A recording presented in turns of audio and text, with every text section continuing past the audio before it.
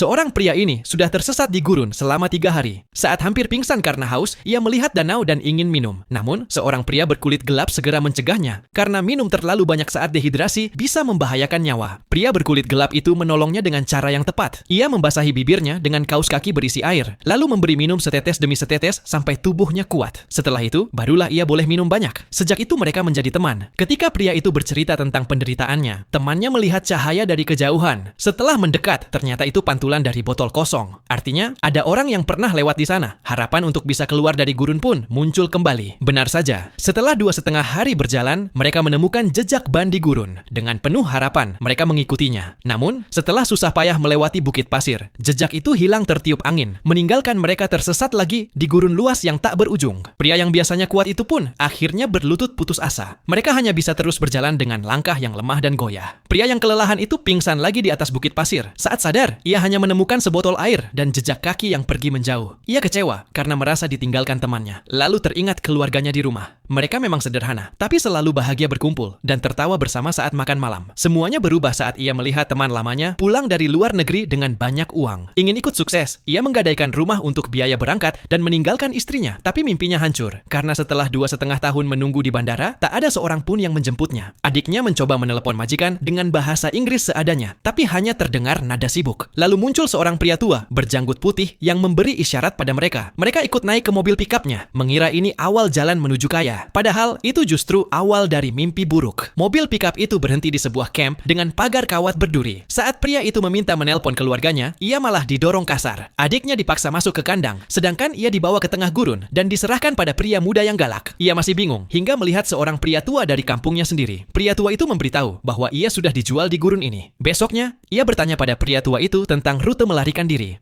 Tapi pria tua itu berkata sudah 50 tahun mencoba lari dan selalu gagal. Lalu suatu hari, ia melihat pria sekampungnya yang hilang dimakan burung nasar. Dari situ ia sadar, satu-satunya cara untuk hidup adalah berani melarikan diri. Pria itu mulai merencanakan pelarian. Saat hujan es, ia bersembunyi di gua dan bertemu kembali dengan adiknya yang tampak lusuh. Adiknya membawa kabar baik. Ia bertemu pemandu gurun bernama Lae. Mereka bertiga pun menyusun rencana kabur, meski jalan menuju kebebasan penuh bahaya. Setelah 49 hari berjalan, adik pria itu tertembak saat mencoba mencuri air. Dalam kepanikan mereka kehilangan arah. Bahkan Lei pun tak tahu jalan. Tak lama, adiknya kehabisan tenaga dan meninggal. Pria itu dan Lei terus berjalan sampai menemukan sumber air yang menyelamatkan mereka. Membawa cerita kembali ke awal. Ketika pria itu terbangun, Lei sudah meninggalkannya. Pria yang putus asa itu berjalan sempoyongan selama beberapa waktu dan akhirnya pingsan di gurun. Namun, roda nasib mulai berputar. Botol air di tangannya bergulir menuruni lereng hingga mencapai jalan raya. Pria itu akhirnya berhasil diselamatkan oleh polisi setempat. Si pria akhirnya berhasil naik pesawat untuk kembali ke kampung halamannya.